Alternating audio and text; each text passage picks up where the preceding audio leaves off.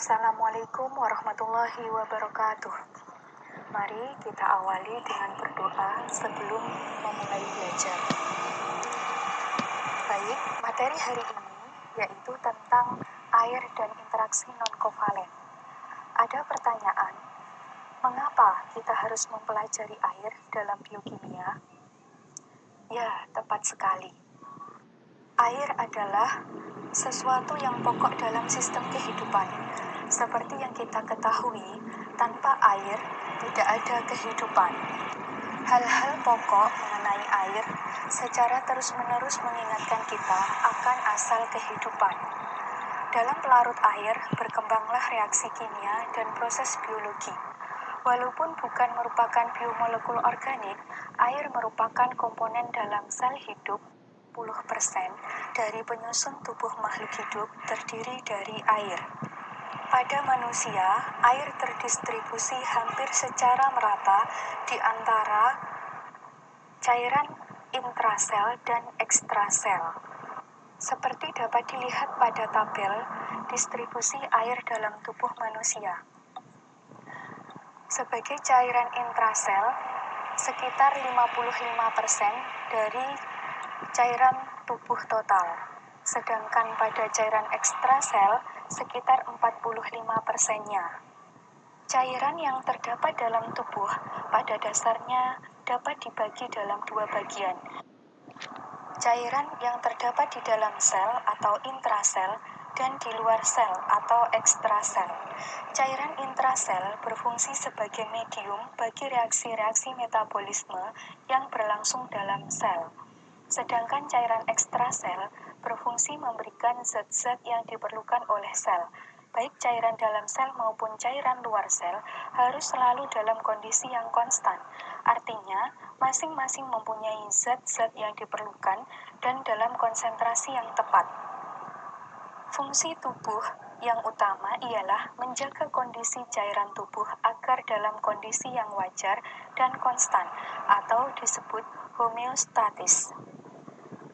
Cairan intrasel mengandung senyawa organik dalam jumlah yang sangat besar yang memungkinkan terjadinya reaksi-reaksi kimia dalam sel. Di samping itu, dalam cairan intrasel terdapat pula elektrolit antara lain K+, Mg2+, dan fosfat, serta Na+, Cl-, bikarbonat, dan sulfat dalam jumlah kecil.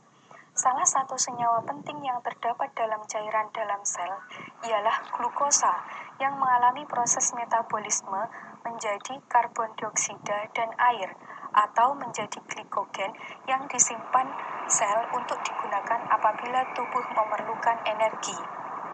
Sebagian besar cairan dalam sel mengandung sedikit lipid, yaitu lemak netral, fosfolipid, dan kolesterol. Lipid yang terdapat dalam cairan intrasel tidak larut dan karenanya terdapat dalam keadaan emulsi. Selain itu, asam-asam amino juga terdapat dalam cairan intrasel dalam jumlah yang lebih besar daripada dalam cairan ekstrasel. Oksigen terdapat dalam konsentrasi yang relatif tinggi dan digunakan dalam reaksi oksidasi. Berikutnya, cairan ekstrasel. Perbedaan yang mencolok antara cairan intrasel dan ekstrasel ialah pada konsentrasi elektrolit. Konsentrasi Na+, Ca2+, dan Cl- dalam cairan ekstrasel beberapa kali lebih besar daripada dalam cairan intrasel. Sedangkan konsentrasi ion K+, Mg2+, dan fosfat dalam cairan intrasel jauh lebih besar daripada dalam cairan ekstrasel. Perbedaan konsentrasi elektrolit tersebut, khususnya K+, pada kedua cairan ini menyebabkan terjadinya potensial listrik yang berperan dalam sistem syaraf. Selanjutnya, air tidak hanya diperlukan untuk reaksi biokimia, tetapi juga untuk mengangkut zat-zat melintasi membran, mempertahankan suhu tubuh, menghasilkan cairan pencernaan, dan melarutkan produk sampah untuk ekskresi. Keberadaan air juga dapat mempertahankan lingkungan intrasel agar tetap konstan, sebagaimana mekanisme homeostatis. Selain itu, air juga melarutkan dan mengubah struktur biomolekul, contohnya asam nukleat, protein, dan karbohidrat, sehingga membentuk ikatan hidrogen dengan gugus fungsional polarnya. Mempertahankan keseimbangan air, yaitu keseimbangan antara masukan dan keluaran air, merupakan aspek kritis dari metabolisme. Seorang dewasa dalam keseimbangan air lazimnya minum dan kehilangan air sekitar 2000 mili per hari. Di samping air yang diperoleh dari makanan dan minuman, air metabolik juga disediakan melalui oksidasi makanan dalam tubuh. Oksidasi dari 100 gram lemak, karbohidrat, dan protein menghasilkan masing-masing 107, 55, dan 41 gram air. Kehilangan air terjadi melalui penguapan, seperti dalam udara ekspirasi dan keringat, serta melalui ekskresi urin dan tinja. Jika keluaran air secara bermakna melebihi masukan atau terjadi kekurangan air, maka disebut dengan dehidrasi, yang dapat ditimbulkan dari diare berat, muntah, demam, atau suhu lingkungan yang tinggi. Tabel keseimbangan air harian pada manusia dapat dilihat pada slide.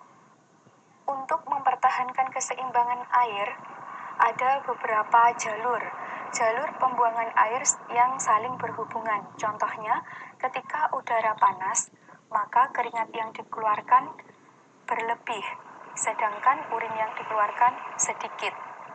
Sedangkan pada udara dingin, keringat yang dikeluarkan sedikit, urin yang dikeluarkan dalam jumlah banyak.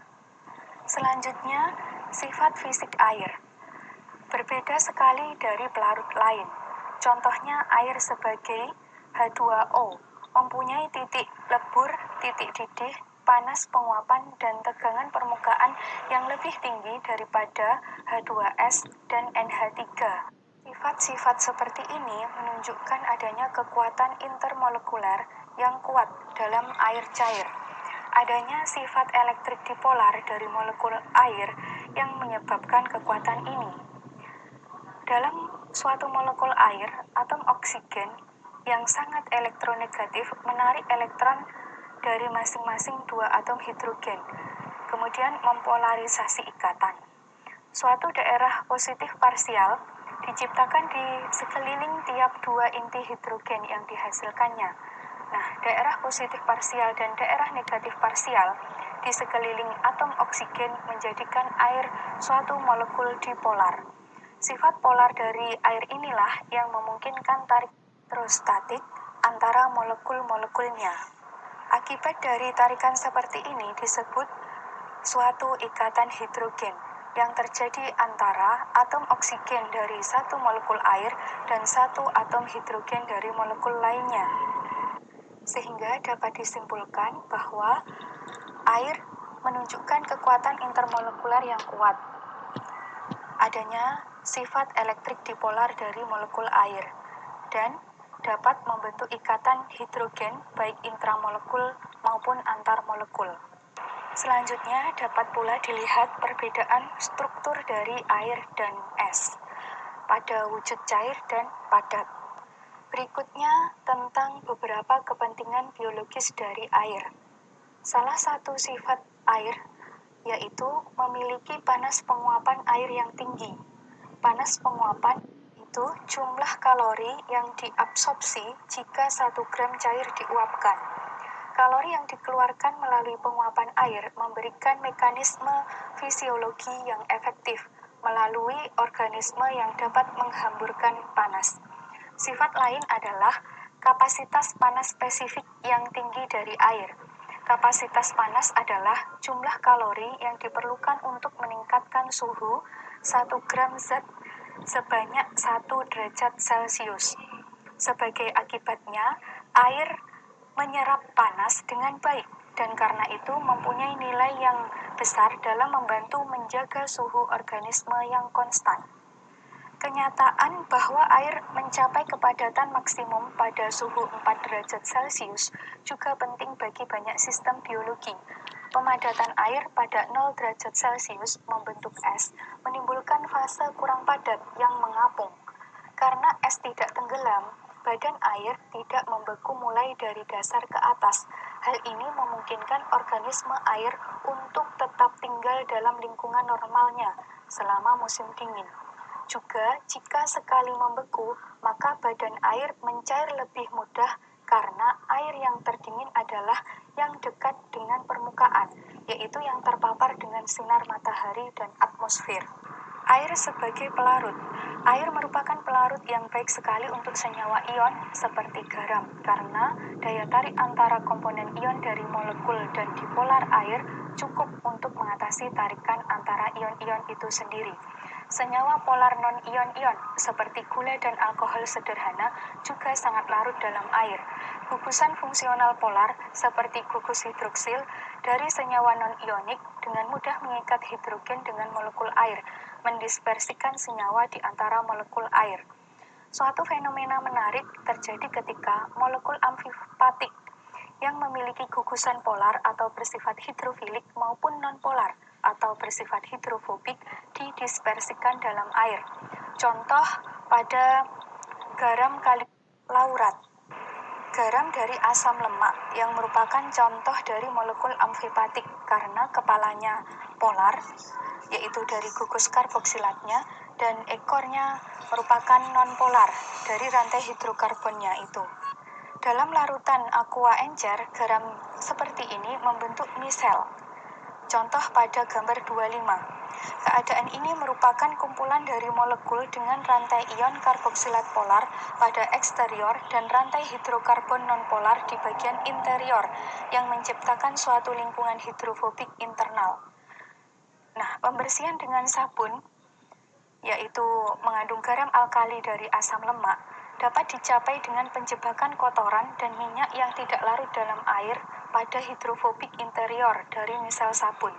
Di samping itu, pertimbangan praktisnya yaitu bukan misel pada sistem biologi yang terorganisasi karena molekul amfipatik terlibat pembentukan dan struktur membran. Beberapa contoh biomolekul polar, non-polar, dan amfipatik dapat dilihat pada tabel slide 12. Konsentrasi ion hidrogen dari sistem biologi. Lingkungan aqua dari sistem biologi memiliki konsentrasi ion hidrogen atau H+ yang benar-benar tetap konstan. Dipertahankannya konsentrasi H+ yang cocok sangat penting untuk kehidupan setiap organisme karena reaksi biokimia sangat peka terhadap fluktuasi konsentrasi ion H+ ini. Sebagian besar zat biokimia merupakan sistem larutan penyangga yang mencegah perubahan pH jika terjadi produksi atau konsumsi proton. Nah, dalam sistem penyangga fisiologis seperti melibatkan ion bikarbonat dan ortofosfat. Beberapa nilai pH yang terdapat dalam tubuh seperti dalam cairan lambung, urin, sitoplasma, plasma darah, usus halus, dan sebagainya dapat dilihat pada slide 16.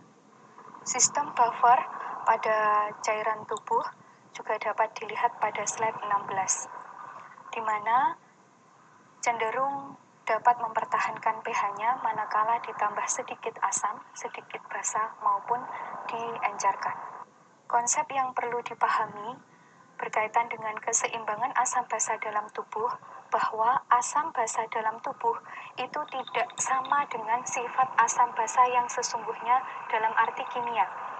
Asam dalam tubuh tidak sama dengan pH-nya kurang dari 7, atau basa tidak sama dengan pH lebih dari 7.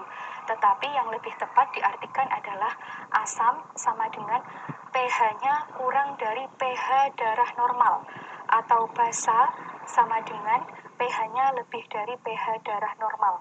Sedangkan pH darah normal itu sendiri sekitar 7,35 sampai 7,45. Mekanisme di dalam tubuh harus mampu mempertahankan pH darah dalam rentang normal tersebut.